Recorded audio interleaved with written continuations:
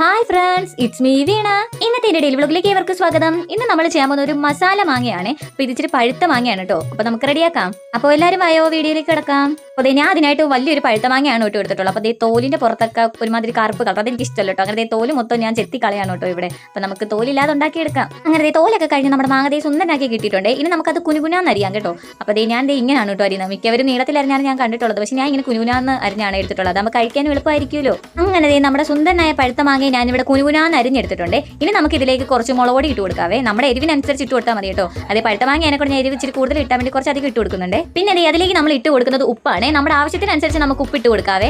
അപ്പോൾ നമ്മുടെ സുന്ദര കുട്ടപ്പനായ പഴുത്ത മാങ്ങ ഇവിടെ ഉപ്പും മുളകൊടിയൊക്കെ വന്നപ്പോൾ കുറച്ചുകൂടെ ഭംഗിയുണ്ട് കാണാൻ വേണ്ടിയിട്ട്. പിന്നെ നമ്മൾ അതിന് പുറത്തേക്ക് ഒഴിക്കുന്നത് കുറച്ച് വെളിച്ചെണ്ണയാണ്.